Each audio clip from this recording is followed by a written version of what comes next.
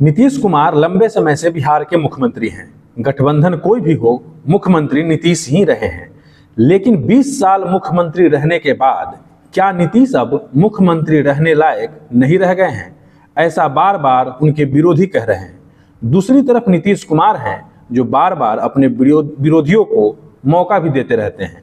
कभी महिलाओं को लेकर टिप्पणी करते हैं तो कभी मोदी जी के पैर छू लेते हैं।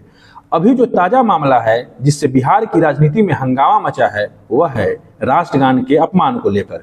मुख्यमंत्री पाटलिपुत्रा खेल परिसर में एक खेल कार्यक्रम का उद्घाटन करने पहुंचे थे। सीएम के पहुंचने के बाद राष्ट्रगान बजाया जाना था, लेकिन उन्होंने राष्ट्रगान शुरू होने से पहले ही रुकवा दिया। उन्होंने मंच से इशारों में कहा, पहले स्टेडियम का चक्कर लगा कर आते हैं। सीएम का संकेत मिलते ही मंत्री विजय चौधरी ने राष्ट्रगान बंद करा दिया।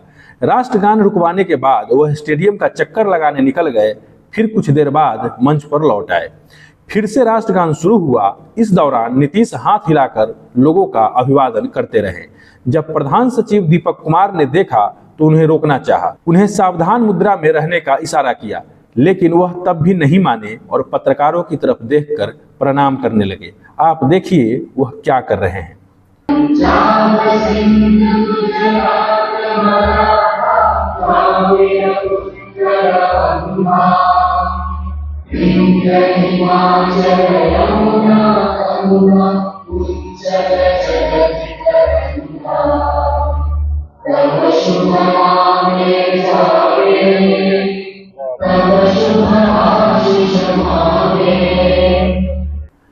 ऐसा पहली बार नहीं हो रहा है। नीतीश कुमार अपनी हरकतों से बार बार अपने विरोधियों को मौका देते रहते हैं। बिहार में नीतीश कुमार के सबसे बड़े राजनीतिक विरोधी लालू यादव ने नीतीश कुमार पर निशाना साधा। लालू यादव ने एक्स पर पोस्ट किया, राष्ट्रगान का अपमान नहीं सहेगा हिंदुस्तान, बिहार वासियों अब भी कुछ बचा है। दूसरी तरफ विधानसभा में नेता प्रतिपक्ष तेजस्वी यादव भी तख्ती लेकर विरोध करते नजर आए।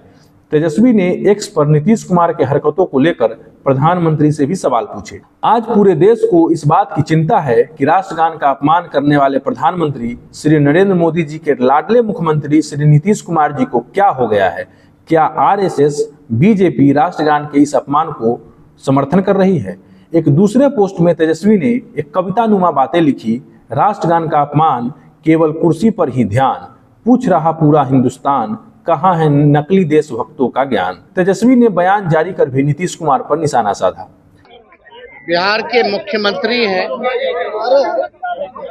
उनका हम सम्मान करते हैं, लेकिन जिस प्रकार से कल माननीय मुख्यमंत्री जी ने राष्ट्रगान का अपमान किया है, हम बिहारी होने के नाते हम शर्मिंदा हैं। हम लोगों का शर्म से माथा बिहारियों का नीतीश कुमार जी ने झुकाने का काम किया है। प्रधानमंत्री जी के लाडले मुख्यमंत्री ने राष्ट्रगान का अपमान किया, क्या नरेंद्र मोदी जी का शर्म से चेहरा झुका कि नहीं झुका?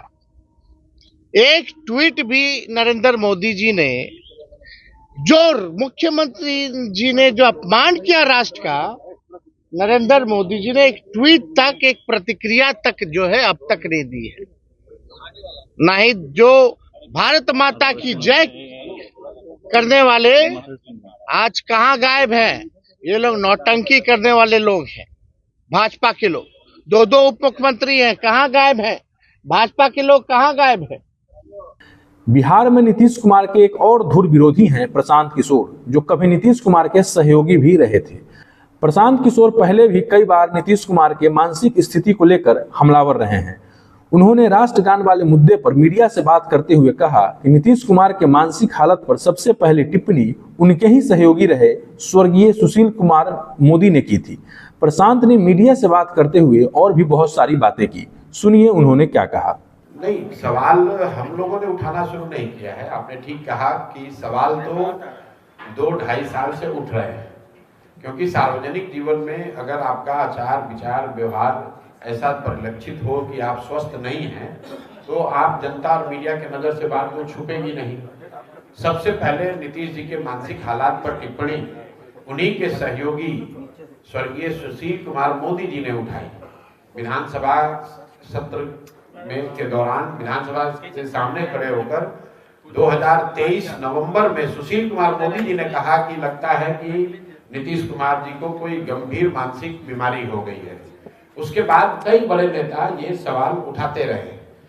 पिछले 2 महीने में मैंने भी या जलसराज ने भी इस बात को उठाया है, इसलिए कि बीपीएससी के आंदोलन के दौरान जो सरकार के विभिन्न नेता या अधिकारी जो हम लोग के संपर्क में रहे, उन लोगों के बातचीत से ऐसा लगा कि नीतीश कुमार जी मानसिक तौर पर इस स्थिति में नहीं है कि वो विषयों का संज्ञान लेकर उस पर निर्णय ले सके।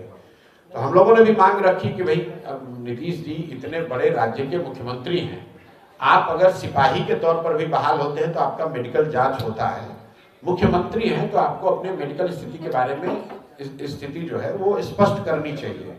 अभी तक सरकार ने उसका तो संज्ञान कुछ लिया नहीं। मैंने तो कैमरे पर भी कहा है कि नीतीश जी शारीरिक तौर पर थक गए हैं, फिजिकली टायर्ड और मेंटली रिटायर्ड है, और रोज की जो घटनाएं हैं आप देखेंगे जैसे जैसे समय आगे बढ़ेगा, चुनाव आते आते रोज आप देखिएगा, क्योंकि अगर आप व्यक्ति अगर स्वस्थ नहीं है तो उसको कितने देर तक आप छुपा कर रखिएगा। हम लोग तो कह रहे हैं कि अगर नीतीश जी बाकी बातें छोड़ दीजिए, अपने मंत्री परिषद के सदस्यों का नाम अगर नीतीश जी बता दें, कैमरे पर अपने मंत्री परिषद के साथियों का नाम नहीं बता सकते हैं, उनकी ये स्थिति है और उनके भरोसे पूरा बिहार छोड़ा हुआ है। और इसके लिए नीतीश कुमार से ज्यादा कहीं ना कहीं भाजपा वाले दोषी हैं।